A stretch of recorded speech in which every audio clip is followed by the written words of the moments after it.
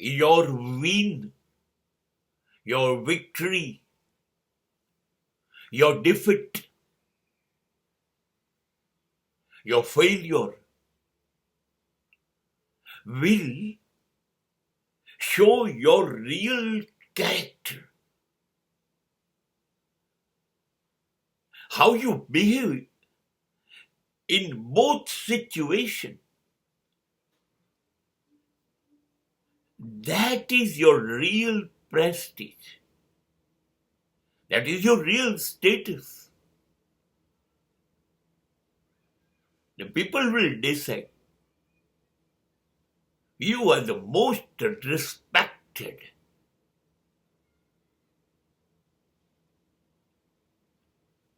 Because how you deal both the circumstances.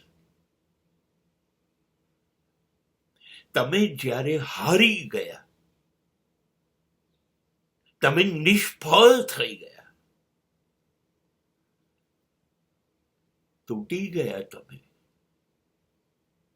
પરાજયથી ખતમ થઈ ગયા, તમારા માટે બધા દરવાજા આ વિશ્વના બંધ થઈ ગયા. દુનિયા સાથ છોડી દેશે ને, નિષ્ફળતાનો હાથ કોણ પકડે? એ વખતે સાવ અટુલા એકલા હશો. ત્યારે તમે કેવી રીતે નિષ્ફળતામાંથી બહાર આવ્યા, અથવા એમાં જીવશો, અથવા પરાજય પામ્યા બાદ એ સ્થિતિમાં કેવી રીતે લડશો, એ તમારો જે સંઘર્ષ એ કેવો છે? તમે રેતીના કણમાં વેરાઈ જશો ચૂર ચૂર થઈને, કે અનેક નિષ્ફળતાઓ માથા પછાડીને થાકી જાય, એવા પર્વત, એવી મજબૂત શિલા બનીને ઉભા રહેશો? દરિયા કિનારે પડેલી શિલાઓ ઉપર વારંવાર મોજાઓના આક્રમણ થાય છે. આવીને દરેક મોજું આ શિલા ઉપર માથા પછાડે છે અને વેરાઈને પાછું સમુદ્રમાં જતું રહે છે. શિલા ત્યાં જ ઊભી રહે છે.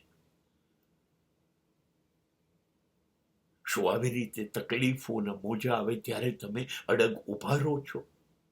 એની ઉપર સમાજ તમારું મૂલ્યાંકન કરશે.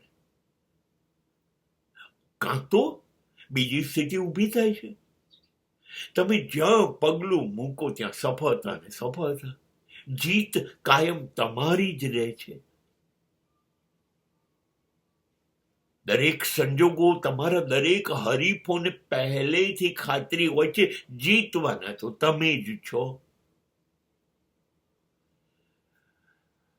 આવું થયા કરે. જીત પછી જીત, જીત પછી જીત, સફળતા બાદ સફળતા આવ્યા જ કરે. ત્યારે તમે કેવા રહો છો? સફળ થયા પછી સફળતા તમારા મગજમાં ચડી જાય છે. તમારું વર્તન, તમારી વાણી, તમારા વિચારો બધું જ બદલાઈ જાય. તો સફળતા તમને ચડી ગઈ, પચાવતા ના આવડી.